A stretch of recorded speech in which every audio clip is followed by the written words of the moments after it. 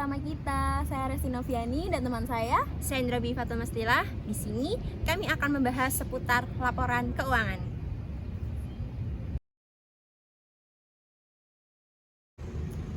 Apa yang dimaksud dengan modal kerja? Modal kerja adalah aset lancar yang dimiliki suatu perusahaan atau entitas bisnis yang termasuk dalam aset lancar. Modal kerja adalah investasi perusahaan di dalam aktiva jangka pendek seperti kas, sekuritas atau surat-surat berharga, piutang dagang, dan persediaan. Jika kas yang dikumpulkan dari pelanggan belum dicatat sebagai pendapatan, apa yang terjadi? Jika kas yang dikumpulkan dari pelanggan belum dicatat sebagai pendapatan, maka yang terjadi adalah pengakuan pendapatan tersebut akan ditangguhkan. Jika suatu perusahaan menerima kas yang belum dicatat, maka pendapatan tersebut akan dicatat sebagai pendapatan yang ditangguhkan. Apa perbedaan antara pendapatan yang ditangguhkan dengan piutang? Perbedaan pendapatan yang ditangguhkan dengan piutang. Yang pertama, pada piutang termasuk dalam aset. Dan piutang merupakan hak milik kita yang masih berada di tangan orang lain, baik berupa uang ataupun penjualan yang belum dilunaskan. Sedangkan pada pendapatan yang masih ditangguhkan yaitu termasuk dalam kewajiban lancar. Dan pendapatan yang ditangguhkan adalah pendapatan yang diterima perusahaan untuk produk atau layanan yang akan dikirim atau dilakukan di masa depan. Pendapatan yang ditangguhkan dapat dicantumkan di neraca sebagai kewajiban lancar yang disebut pendapatan yang belum dihasilkan atau pendapatan yang diterima di muka. Sedangkan piutang adalah suatu hak pembayaran milik perusahaan terhadap suatu pihak karena telah menerima produk atau jasa tapi belum membayarnya dengan lunas. Kapan Anda melakukan kapitalisasi daripada melakukan pembebanan pembelian? Saya mengkapitalisasi ketika pengeluaran tidak langsung dirasakan manfaatnya atau tidak habis dalam satu periode akuntansi. Saya akan melakukan kapitalisasi ketika yang pertama, aset melebihi batas kapitalisasi, dan yang kedua, aset memiliki masa manfaat setidaknya kurang dari 1 tahun. Dalam keadaan apa goodwill akan meningkat? Goodwill akan meningkat jika ada selisih angka yang muncul dari kelebihan harga beli yang jauh di atas harga pasar dalam sebuah transaksi pembelian perusahaan atau akuisisi. Nilai goodwill akan meningkat dapat dipengaruhi oleh faktor-faktor diantaranya yaitu reputasi perusahaan yang baik, teknologi yang digunakan perusahaan canggih, identitas merek yang kuat, dan perusahaan yang strategis. Bagaimana Anda mencatat PPE dan mengapa ini penting dilakukan? PPE yaitu Plant, Property, dan Equipment dapat dicatat di sebelah aset tetap karena PPE termasuk aset jangka panjang dengan umur lebih dari 1 tahun. Selain itu, perusahaan juga dapat mencatat PPE dalam laporan keuangan, tepatnya dalam neraca. PPE diukur berdasarkan biaya historisnya. Hal ini penting dikarenakan dengan adanya PPE diharapkan dapat memberikan dampak terhadap aspek profitabilitas perusahaan. PPE dicatat dalam sebuah laporan keuangan perusahaan, khususnya dalam laporan neraca. Nilai total PPE berkisar dari yang paling rendah hingga yang paling tinggi dibandingkan dengan total aset.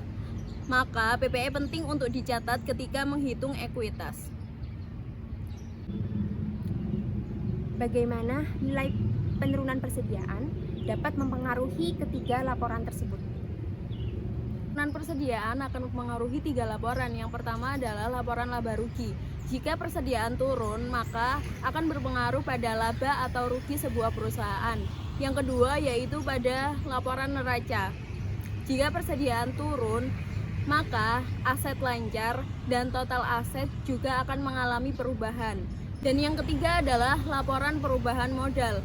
Jika persediaan turun, maka akan berpengaruh pada akun laba perusahaan. yang artinya laba akan semakin turun jika persediaan turun. Nilai penurunan persediaan mempengaruhi 3 laporan keuangan. Yang pertama, laporan laba rugi.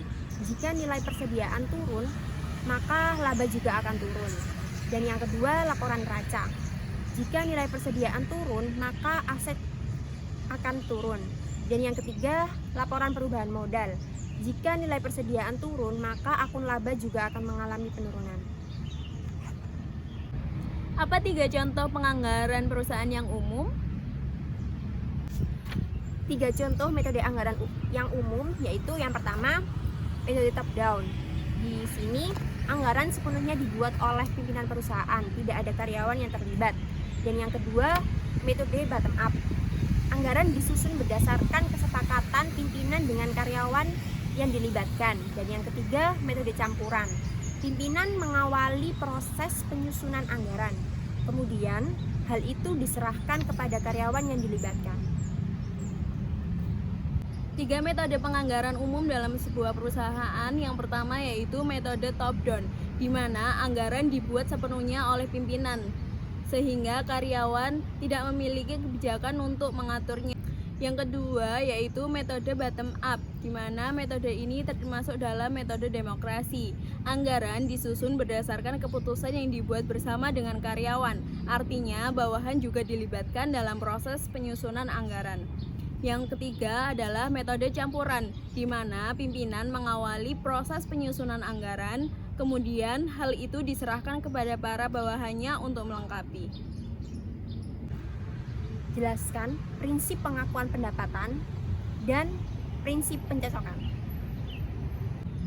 Prinsip pengakuan pendapatan adalah aliran masuk atau aktiva yang timbul dari penyerahan barang atau jasa yang dilakukan oleh suatu unit usaha selama suatu periode tertentu.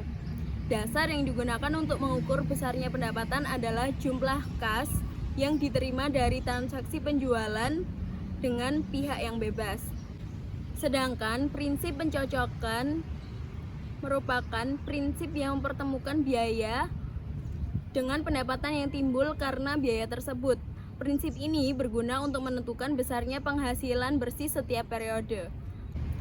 Prinsip pengakuan pendapatan adalah menetapkan bahwa pendapatan diakui pada saat direalisasi atau dapat direalisasi dan dihasilkan. Pendapatan bisa direalisasikan jika barang atau jasa ditukar dengan kas atau piutang. Sedangkan prinsip pencocokan adalah mempertemukan biaya dengan pendapatan yang timbul karena biaya tersebut. Prinsip ini berguna untuk menentukan besarnya penghasilan bersih setiap periodenya.